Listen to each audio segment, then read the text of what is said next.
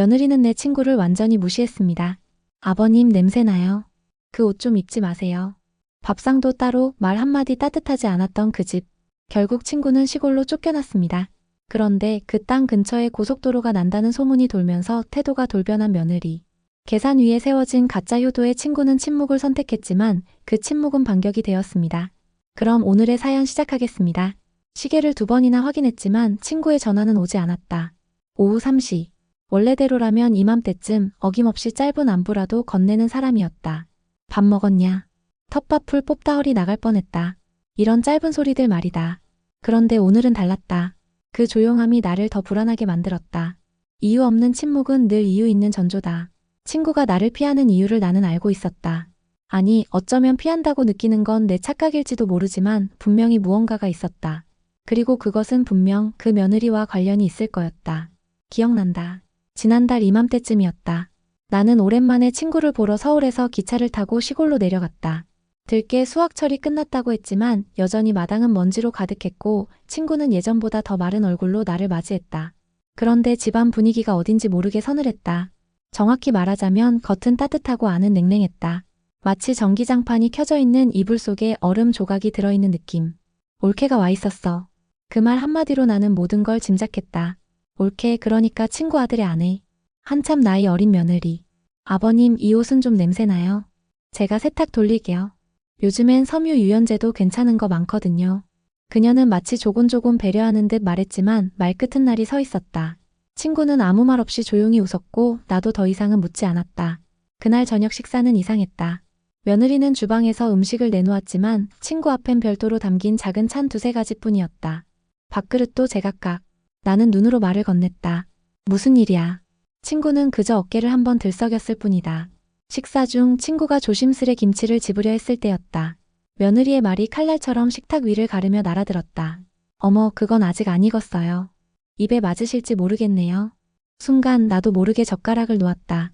친구는 작게 고개를 끄덕이며 말없이 김치를 내려놓았다. 그 장면은 내 머릿속에서 사라지질 않는다. 그렇게 이틀을 지내고 돌아오던 날 나는 친구 손을 꼭 잡고 물었다. 너 괜찮아? 친구는 아주 짧게 웃었다. 괜찮을 거야. 그 말은 괜찮지 않다는 뜻이었다. 그리고 오늘 친구의 연락이 오지 않는 이 하루가 나에겐 그 짧은 웃음보다 더 많은 걸 말해주고 있었다. 전화라도 해볼까 망설이던 그때 전화기가 울렸다.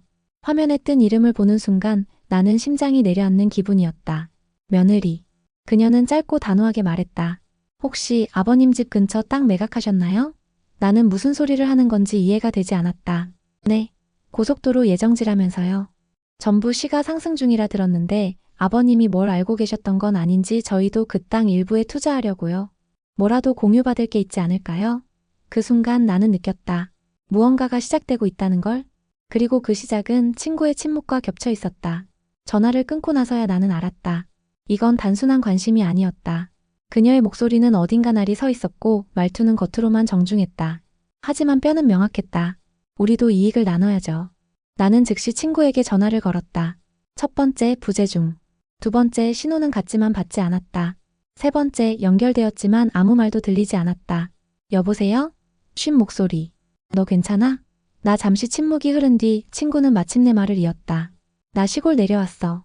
아들 부부가 집 정리한다고 하더라. 그게 무슨 소리야? 나더러 시골집으로 잠시 가 있으라더라고.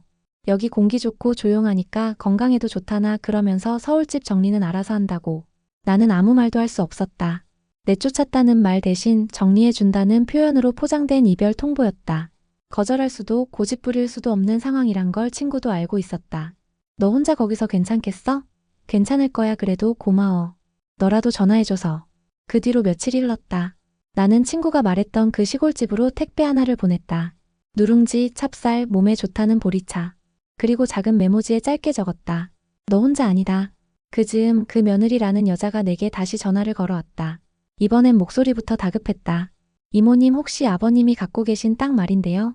지금이라도 매매 계획 있으시면 저희랑 얘기 먼저 해주시면 좋을 것 같아서요. 나는 더 이상 참지 못하고 물었다.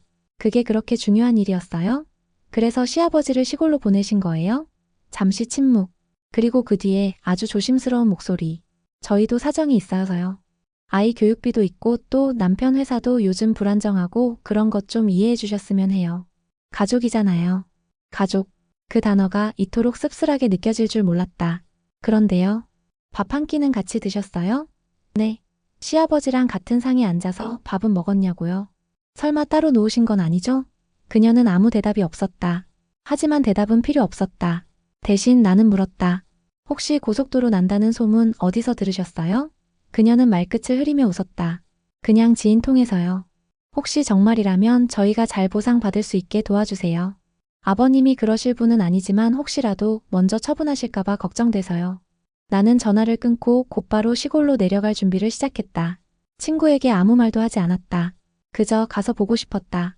그 집 마당에 서 있는 친구를, 햇살에 굽은 등을 더 구부리고 있는 그 사람을, 그리고 진짜로 그 땅 근처에 뭐가 일어나고 있는지 내 눈으로 확인하고 싶었다. 시골집에 도착한 건 정오를 막 넘긴 시간이었다. 초겨울의 공기는 도시보다 한결 더 차갑고 바람은 뺨을 더 세게 핥히었다. 멀리서 본 집은 변함없었다. 낡았지만 단정한 지붕 쓸쓸히 내려앉은 창호지의 결. 친구는 마당에 나와 있었다. 왔네. 말이 끝나기 무섭게 나는 달려갔다. 너 어떻게 된 거야? 이게 뭐야 대체? 친구는 마당 한복판에서 손에 낫을 쥔 채 멈춰 서 있었다. 물을 뽑고 있었다는 걸 발치의 작은 바구니에서 알 수 있었다. 그 바구니 안엔 진흙이 채 마르지 않은 채소들이 가득했다. 걱정 마. 나 여기 나쁘지 않아. 친구는 고개를 들었고 나는 그 얼굴을 보았다. 햇빛 아래 드러난 친구의 볼엔 잔주름이 깊게 파여 있었다. 몇 달 사이 더 늙은 것만 같았다. 집 정리해준다면서? 이게 그 얘기야? 그의 말론 내가 편하게 지낼 수 있는 곳이라나. 여기가 더 낫대. 친구는 힘없이 웃었다. 근데 있잖아 내가 밥 먹을 때 자꾸 혼자 있는 게 익숙해졌어. 그 말을 듣고 나는 말을 잇지 못했다. 어떻게 같은 밥상에서 같이 밥을 먹지 않나? 어떻게 혈육을 그렇게 홀대할 수 있나? 그날도 그랬어. 친구가 나지막이 말을 꺼냈다. 도시락 뚜껑 열었는데 반찬이 다 따로였어. 내가 좋아하던 조기는 없고 애들 먹는 햄만 있었지. 그냥 그렇게 챙겨줬더라. 나는 주먹을 불끈 쥐었다. 어떤 핏줄이, 어떤 며느리가 어떻게 시아버지를 그리 대할 수 있을까? 냄새난다는 말이 그냥 툭 튀어나왔을 리 없다. 사람은 순간의 말에도 마음이 담기니까. 근데 그 땅 얘긴 들었지? 친구가 조용히 물었다. 응. 며느리한테 전화 왔어. 매매 계획 있냐고. 고속도로 들어선다면서. 내가 알면 너보다 더 놀랐겠냐. 친구는 그 말을 하고는 작은 돌을 툭 걷어찼다. 여기 모난다는 소문 예전에도 있었어. 10년 전에도 그랬고 그 전에도. 근데 다 말뿐이었지. 나는 그 땅이 정확히 어디인지 묻고 친구와 함께 경계선까지 걸었다. 자갈 섞인 길, 발목을 파고드는 풀들, 버려진 듯 놓인 표지석. 그 옆엔 작은 논이 있었고 그 아래엔 붉은 실선이 그어진 낡은 지도 한 장이 세워져 있었다. 저거 뭐야? 며칠 전부터 생겼어. 뭔가 준비 중인 것 같기도 하고 나도 몰라. 나는 그 길 끝에서 전화기를 꺼내 사진을 몇 장 찍었다. 혹시 몰라서였다. 직감이 말했다. 이건 그냥 넘길 일이 아니라고. 집으로 돌아와 찬물에 손을 씻은 친구는 말없이 내게 따뜻한 대접을 내밀었다. 된장국에 나물 반찬. 나는 그릇을 받아들며 천천히 물었다. 너 그 애들한테 뭐 남기려는 거야? 친구는 멈칫했다. 그런 거 생각 안 해. 그럴 필요 없어. 넌 아무것도 남기지 않아도 돼. 왜냐면 이미 다 줬으니까. 그 말에 친구는 조용히 고개를 숙였다. 밥을 떠놓던 수저가 그릇 위에서 떨렸다. 네가 나 대신 화내줘서 고마워. 그건 네가 안 울려고 버틴 시간에 대한 예의야. 그날 저녁 나는 시골집 대문 앞에 오래 서 있었다. 햇살이 기울고 바람은 더 차가워졌고 나는 그 집을, 그 마당을, 그 친구를 눈에 담았다. 서울로 돌아온 건 그 다음 날이었다. 친구는 끝내 배웅을 하지 않았다. 문 밖까지 따라 나오려던 발걸음을 멈추며 그저 작은 손짓으로 인사했다. 가지 마도 아니었고 잘 가도 아니었다. 그건 마치 여기엔 아무것도 없으니 마음만 두고 가라는 말처럼 느껴졌다. 기차 안에서 내내 무언가 불편했다. 의자도, 창밖 풍경도, 들려오는 방송 소리조차도. 몸은 앉아 있었지만 마음은 자꾸 시골집 마당으로 돌아갔다. 아직도 친구는 그곳에 있다. 혼자. 서울에 도착해 가장 먼저 확인한 건 통화 기록이었다. 며느리에게서 부재중 전화가 7통이나 와 있었다. 그중 하나는 새벽 2시였다. 그 시간이 의미하는 건 하나다. 급했거나 혹은 다급했거나. 나는 곧바로 다시 걸었다. 신호가 2번 울린 뒤 그녀는 받았다. 이모님 왜 전화를 안 받으셨어요? 목소리는 갈라져 있었고 숨도 약간 가빴다. 늦은 시간이었더라. 지금 전화 주제는 뭐야? 그녀는 잠시 망설였다. 그리고는 조심스럽게 말했다. 아버님 집을 처분하실 생각이신 것 같아서요. 그걸 먼저 저희한테 상의하지 않으셨고 중개업소랑도 이야기하셨다길래 나는 눈을 감았다. 그 순간 마치 머릿속 어딘가에서 조각이 딸깍 하고 맞춰지는 기분이었다. 그 말 누가 해줬는데? 그냥 아는 부동산 통해서 들었어요. 그 근처 지분 갖고 있는 사람들도 지금 난리예요. 그녀는 초조함을 감추지 못한 채 덧붙였다. 솔직히 저희도 힘들어요. 아이 학원비며 전세 대출이며 숨 돌릴 틈도 없는데 아버님이 혼자 그렇게 움직이시는 건 나는 숨을 깊게 들이쉬고 차분히 말했다. 그 집 아버님 명의야. 네가 뭐라 할 자격 없어. 아니, 그게 아니라 저희가 좀 더 가까이서 모셨으면 하는 생각도 들고 나는 조용히 웃음이 새어나오는 걸 참았다. 가까이서? 식탁 하나 같이 못 쓰던 사람이 이제 와서? 너 며느리로서 뭐 해봤니? 네. 같이 밥은 먹었니? 아버님 옷에 향기 한번 입혀봤니? 아버님 말에 귀 기울인 적 있어? 네가 원한 건 효도가 아니라 계산이었잖아. 그녀는 아무 말이 없었다.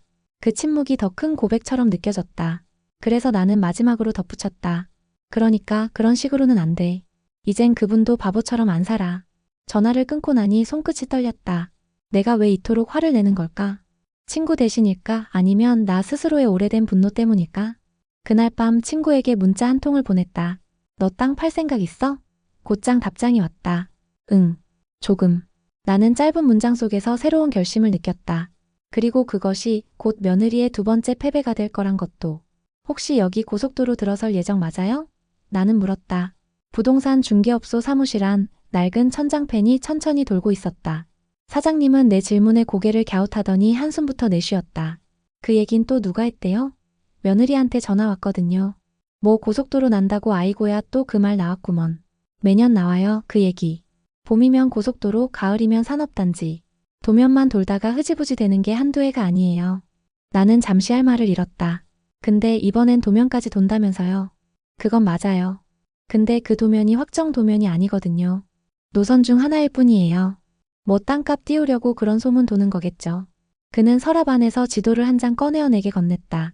빨간 형광펜으로 둘러진 영역 안에 친구 집 근처 논이 걸쳐 있었다. 여기에요. 이 노선은 어안. 이건 아직 협의 중이고요. 확정되려면 주민 동의서부터 예산 심의까지 넘어야 할 게 태산이죠. 나는 그 지도를 들고 사무실을 나섰다. 찬바람이 불었고 손끝이 얼얼했다. 그런데 마음속은 점점 더 또렷해지고 있었다. 며느리는 확정도 안 된 정보를 이용해 친구를 흔들려 했다. 그런데 그걸 그대로 넘길 친구가 아니다. 아니, 지금의 그는 바뀌어가고 있었다. 집으로 돌아오는 길, 나는 그 지도를 사진으로 찍어 친구에게 보냈다. 답장은 10분 뒤에 왔다. 이거 내가 직접 본 건 처음이야. 나는 전화를 걸었다. 지금까지 네가 쥐고 있던 게 어떤 건지 이제부터라도 알면 돼. 그래. 이제 나도 내 거 지킬 거야. 그 목소리는 예전과 달랐다. 더는 주눅 들지 않았다. 더는 미안하단 말도 하지 않았다. 그건 단호함이었고 어쩌면 반격의 시작이었다. 그날 밤 며느리에게서 또 전화가 왔다. 나는 일부러 받지 않았다. 그 대신 문자 한 줄을 보냈다. 다음 얘기는 변호사 통해서 하자. 문자를 보낸 지 사흘이 지났다. 그 사이 며느리에게선 아무 연락이 없었다. 정확히 말하면 변호사 이름 석 자가 등장한 이후로 침묵으로 돌아섰다. 그것만으로도 상황은 충분히 명확해졌다. 나는 친구를 다시 불렀다. 서울까지 오라고는 못하고 중간쯤 되는 시외버스 터미널 앞에서 만났다. 친구는 여전히 몸집이 작아 보였지만 표정만큼은 달라져 있었다. 지훈이 보낸 거. 나는 봉투를 건넸다. 그 안엔 토지 등기부, 지적도, 사본, 그리고 고속도로 계획안 관련 시민단체 민원 서류가 들어 있었다. 친구는 조심스럽게 봉투를 열었다. 서류 한 장 한 장을 넘기며 조용히 중얼거렸다. 이게 다 내 이름으로 돼 있구나. 너 명의로 된 땅 맞아. 애들 명의도 아니고 공유도 아냐. 네가 필요하면 팔아. 아니면 그냥 둬. 네가 결정하는 거야. 나는 친구의 손등을 가볍게 쥐었다. 이제는 눈치 보지 마. 그 말에 친구는 짧게 웃었다. 하지만 그 웃음 안엔 뭔가 단단한 것이 자리 잡고 있었다. 근데 마리아 며느리 전에 그러더라. 뭐라고? 고속도로 생기면 우리도 한몫 챙겨야죠 이랬어. 그게 아직도 귓가에 맴돌아. 나는 한숨을 내쉬었다. 그러니까 그들은 뭘 받기 전까지 절대 멈추지 않아. 그럼 어떻게 해야 할까? 친구는 작게 물었다. 나는 차분히 대답했다. 한번 보여줘야지. 받기만 하는 인생이 아니라 지키는 인생도 있다는 거. 그날 우리는 근처 카페에서 앉아 고속도로 민원 회신 공문을 함께 읽었다.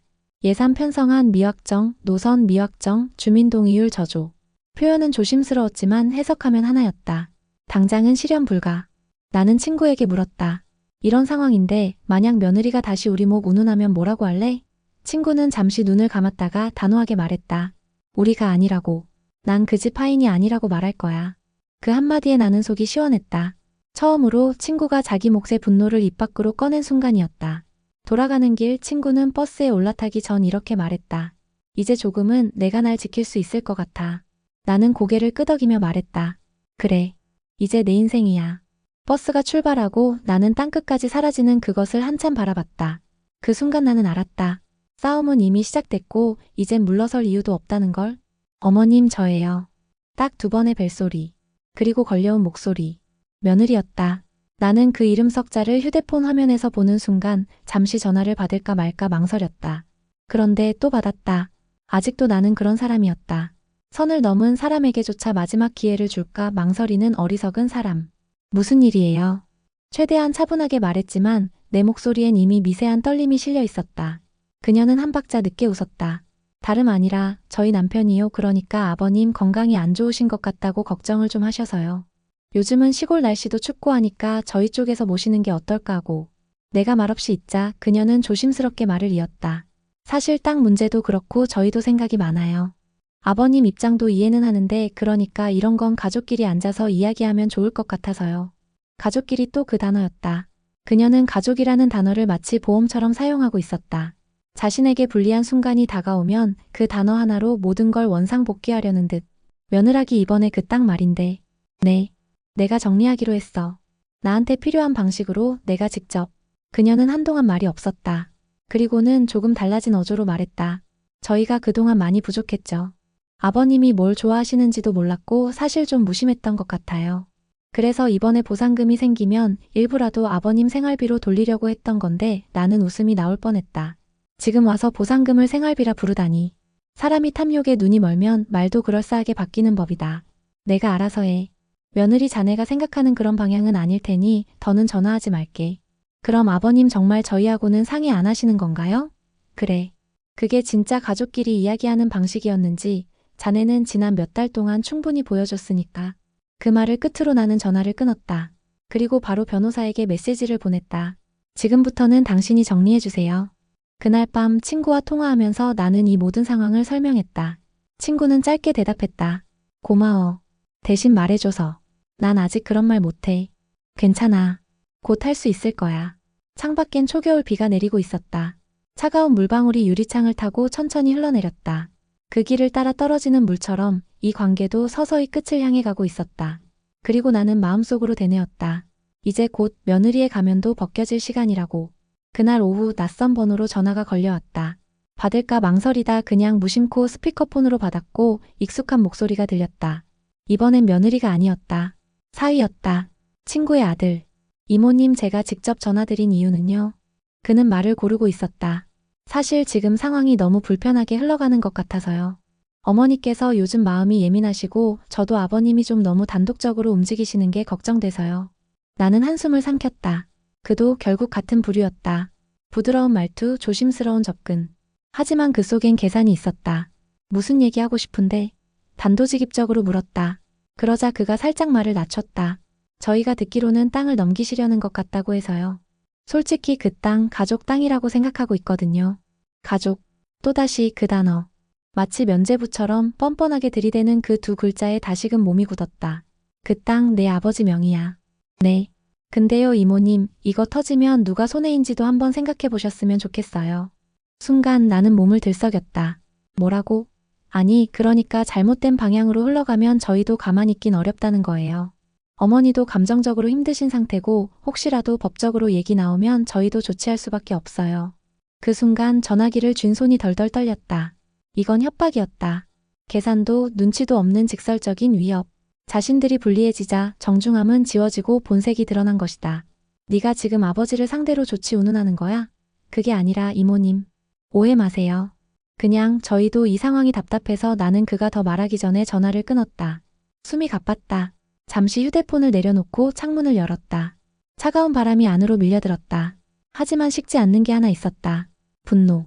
그 길로 나는 친구에게 전화를 걸었다. 너 혹시 아들한테 무슨 얘기 들었어? 아니. 아무 말 없었어. 그럼 잘 들어. 지금부터는 내가 정리할게. 넌 그 자리에 그냥 딱 있어. 근데 친구는 말을 잇지 못했다. 괜찮아. 내가 내 친구 바보 안 만들어. 전화를 끊고 나는 바로 변호사에게 연락했다. 그리고 마지막으로 며느리에게 아주 짧은 문자를 보냈다. 이제부터 법적으로 진행합니다. 경고는 끝났습니다. 그날 밤 이상하게도 잠은 쉽게 들었다. 그리고 처음으로 꿈을 꾸었다. 따뜻한 아궁이, 마당에 핀 노란 국화, 그리고 밥상을 사이에 둔 두 사람이 웃으며 밥을 먹는 꿈. 그 밥상엔 따로 놓인 그릇도 없었고 편견도 없었다. 나는 마음속으로 다짐했다. 그 자리로 친구를 다시 데려놓겠다고. 정말로 팔 거예요? 며칠 만에 다시 걸려온 며느리의 전화였다. 목소리는 낮았고 더 이상 날이 서 있지 않았다. 하지만 나는 그 안에 계산기를 들을 수 있었다. 이젠 따지기보다 설득하기에 가까운 톤. 하지만 그게 오히려 더 불쾌했다. 팔 수도 있고 안 팔 수도 있어요. 결정은 나 혼자 합니다. 나는 일부러 감정을 빼고 말했다. 그녀는 잠시 침묵했다. 그리고 작게 웃으며 말했다. 사실 그 집 아버님 혼자 계시기엔 좀 외롭잖아요. 저희도 이제 좀 도와드리고 싶어요. 그동안은 솔직히 준비가 안 됐었고 준비요? 네. 남편도 바쁘고 저도 애 키우느라 정신없고 이제 좀 여유가 생기니까 같이 식사라도 하고 싶어서요. 그녀의 말은 늘 그랬다. 사실이 아니었다. 아니, 사실을 어떻게든 포장하려는 거짓이었다. 그럼 물어봅시다. 나는 차분히 되물었다. 아버님이 좋아하는 음식이 뭔지 아세요? 네. 된장찌개에 두부를 넣으세요? 감자를 넣으세요? 갓김치 좋아하세요? 열무김치 좋아하세요? 혼자 밥 드시는 거 알고 있었어요? 그녀는 대답하지 않았다. 나는 마지막으로 덧붙였다. 그 땅은 제 땅이에요. 명의도, 기억도, 시간도. 당신들이 없는 시간 동안 아버님은 그 땅에 매일 물을 주고 잡초를 뽑고 김장을 묻었어요. 나는 전화를 끊었다. 더는 듣고 싶지 않았다. 도움이라 부르는 손길이 실은 손해를 막기 위한 끈이라는 걸 나는 이미 알고 있었다. 그리고 그날 저녁 친구에게 전화를 걸었다. 너한테 질문 하나 할게. 응. 그 땅 너한테 어떤 의미야? 친구는 잠시 망설이다가 조용히 말했다. 나야. 내가 산 거고 내가 돌본 거고 거기에 내가 살아있어. 나는 고개를 끄덕였다. 그럼 끝났어. 이제 지킬 자격도 말할 자격도 너한테 있어. 그날 밤 친구는 처음으로 동네 이장님을 찾아가겠다고 말했다. 그동안 피했거든. 나 같은 노인네한테 누가 관심 있겠나 싶어서 근데 이제 말해보려고. 뭐라고? 그 땅 내가 아직도 가치 있다고 믿는다고. 그 순간 나는 느꼈다. 복수는 폭탄처럼 터지는 것이 아니라 물처럼 스며드는 것이라는 걸. 차갑게 그리고 정확하게. 그리고 그 물은 지금 뿌리부터 며느리의 계산을 무너뜨리고 있었다. 그날 친구가 마을회관에 나간다는 소식을 들었을 때 나는 가슴이 뛰었다. 서울에서 걸려온 전화 속 친구의 목소리는 유난히 힘이 있었다. 나 가서 말할 거야. 그 도로 계획 찬성 안 한다고. 아직 확정 안 됐지만 내 땅이니까 내 입장은 내 입으로 말해야겠어. 잘했어. 나는 대답했다. 진심이었다. 그로부터 이틀 후 친구는 작은 마을신문 인터뷰에도 응했다. 기자는 젊은 사람이었고 친구의 말투와 걸음걸이를 조심스레 따라다녔다. 짧은 기사였지만 한 문장이 눈에 들어왔다. 나는 그 땅에서 아내를 보냈고 아이를 키웠고 내 손으로 김장을 담갔다. 이게 누군가의 투기지가 되지 않길 바란다. 기사 링크를 며느리가 본 건 그날 저녁이었다. 정확히는 SNS로 퍼진 인터뷰 캡처를 통해서였다.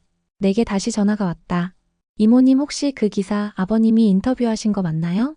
응. 본인이 했어. 그분이 결정했어. 나도 몰랐어. 그녀는 놀란 듯 했지만 이내 목소리를 낮췄다. 그럼 저희는요? 저희도 그 땅에 관심 있는 사람인데 그렇게 여론 몰아가시면 저희도 곤란하잖아요. 그 말이 결정적이었다. 관심 있는 사람 그녀의 입에서 가족이란 단어는 더 이상 나오지 않았다. 나는 조용히 대답했다. 우리는 밥상도 따로였잖아요. 너희가 아버님을 가족이라 부르지 않았던 그 순간부터 이미 가족이 아니었던 거야. 그녀는 입을 다물었다. 침묵이 길었다. 나는 덧붙였다. 내 친구는 이제 자기가 누구인지 알아. 그리고 그 사람이 가진 걸 함부로 넘겨줄 생각도 없어. 이 싸움 그쪽이 질 거야. 전화를 끊고 나니 숨이 깊어졌다. 차가운 바람처럼 시원했다. 친구는 이제 뒤에 숨지 않았다. 그 스스로 앞으로 나왔다. 며칠 후 그 땅을 노리던 또 다른 투자자들이 며느리 쪽과 접촉했다는 소문이 돌았다. 지분을 요구하려 했다는 말도 있었다. 하지만 이미 늦었다. 그 땅은 돈이 아닌 사람의 시간 이 깃든 곳이 되어가고 있었으니까. 그리고 마침내 친구가 직접 나에게 말했다. 나 이제 거기 팔 생각 없다고 말했어. 기자한테도 이장님한테도. 그 땅은 그냥 나랑 같이 늙을 거야. 나는 대답하지 못했다. 그저 웃었다. 너무도 뭉클해서, 너무도 고마워서. 한 사람이 다시 자기 자리를 되찾는데 걸린 시간은 길지 않았다. 다만 그동안 누구도 그를 그 자리로 데려가려 하지 않았을 뿐이었다. 그날 아침 내용 증명이 도착했다. 친구 앞으로 보내진 편지 봉투 속엔 며느리 측 변호사 이름이 선명하게 박혀 있었다. 재산 분할에 대한 협의 요청, 지분 일부에 대한 사정 권리 고지, 그리고 가족 내 재정 불균형에 따른 조정 가능성. 나는 이 문장을 3번쯤 읽었다. 분노보다 먼저 터진 건 허탈함이었다. 끝까지 그들은 정리를 권리처럼 말하고 있었다. 바로 친구에게 전화를 걸었다. 편지 받았지? 응. 변호사한테 바로 넘겼어. 화 안 나? 친구는 짧게 웃었다. 이젠 안 나. 그냥 불쌍해. 그 말에 나는 조용히 눈을 감았다. 그 짧은 한마디 안에 오랜 굴욕과 아픔, 그리고 이겨낸 흔적이 다 들어 있었다. 그쪽에서 먼저 변호사 내세웠으니 우리도 대응 준비할게요. 변호사와 통화하는 친구의 말투는 단호했다. 서류 하나하나를 직접 확인하고 각인처럼 읽고 사인하는 손이 떨리지 않았다. 며느리 측에서 먼저 제안한 건 조정이었다. 소송까지는 원하지 않습니다. 가족이잖아요. 그 문장을 듣고 친구는 처음으로 스스로 입을 열었다. 가족이라면서 왜 그랬어요? 네. 내가 혼자 밥 먹을 때, 내 옷이 냄새난다 할 때, 내 아이 밥상에 내 반찬은 없었지. 그때 가족이라 생각했다면 이러지 않았어. 변호사 사무실의 공기는 무겁고 조용했다. 친구의 말은 천천히 그러나 단단하게 흘렀다. 나는 이제 그 땅을 안 팔 거예요. 아무에게도. 누가 뭐라 해도. 그게 내 마지막 자존심이에요. 그 말을 끝으로 친구는 천천히 고개를 숙였다. 모두가 입을 다물었다. 그 침묵 안에서 멈췄던 삶이 다시 걸음을 내딛는 소리가 들리는 듯했다. 며느리는 더 이상 말하지 않았다. 그녀는 패였다. 계산서에서, 말투에서, 그리고 태도에서. 그날 저녁 친구는 전화를 걸어 나지막이 물었다. 나 잘한 거지? 나는 웃으며 말했다. 너 지금 세상에서 제일 멋있어. 바람이 불었다. 길가의 나무가 살랑였다. 그 바람 끝에 긴 시간 억눌렸던 한 사람의 인생이 조용히 그러나 확실히 되찾은 자리로 돌아가고 있었다. 그날은 참 이상한 날이었다. 아무런 약속도 없었고 누구의 전화도 없었고 하늘은 괜히 맑기만 했다. 나는 오후가 되어서야 불현듯 친구 생각이 났다. 별일 없겠지 하는 마음에 전화를 걸었다. 신호음 2번, 그리고 밝은 목소리. 나 지금 손님 왔어. 손님? 응. 밥 같이 먹자고 해서. 그 말이 어쩐지 낯설었다. 하지만 동시에 너무 듣고 싶던 말이었다. 다음 날 나는 기차를 타고 친구네 시골집을 다시 찾았다. 마당엔 흙냄새가 퍼져 있었고 친구는 여느 때보다 따뜻한 표정으로 나를 맞이했다. 그리고 그 옆에 낯익은 사람이 있었다. 친구의 아들. 며느리는 없었다. 대신 그는 조용히 머리를 숙였다. 죄송해요. 많이 늦었죠. 밥 먹고 이야기하자. 친구는 웃으며 말했고 나는 그 말에 이상하게 울컥했다. 작은 상 위에 국이 놓였다. 반찬도 몇 가지. 별것 없는 찬이었지만 그 상엔 어떤 말보다 진심이 담겨 있었다. 친구는 숟가락을 들며 조용히 말했다. 같이 먹는 밥이 이렇게 따뜻한 건지 몰랐어. 나는 그저 고개를 끄덕였다. 우리는 한참을 그렇게 조용히 밥을 먹었다. 말없이. 그러나 누구보다 깊게 서로를 이해하며. 그날 나는 처음으로 모든 것이 제자리로 돌아왔다는 확신을 가졌다. 누군가는 떠났고 누군가는 남았지만 그 자리에 남은 사람들에겐 이제 다시 시작할 권리가 있었다. 친구의 등은 여전히 굽었고 손은 거칠었지만 눈빛만큼은 누구보다 반듯했다. 그렇게 우리는 다시 한 상에 둘러앉았다. 이젠 따로가 아닌 함께였다. 누구나 혼자였던 시간이 있다. 하지만 그 시간 끝에 누군가가 말없이 손을 내밀어 줄 때 우리는 다시 살아갈 수 있다. 시청해주신 여러분 진심으로 감사합니다. 이 이야기가 마음에 와닿으셨다면 구독과 좋아요 한 번씩 그리고 댓글로 응원해주세요. 여러분의 응원은 더 좋은 이야기로 돌아옵니다. 지금까지 미소 한 줌 이야기였습니다. 감사합니다.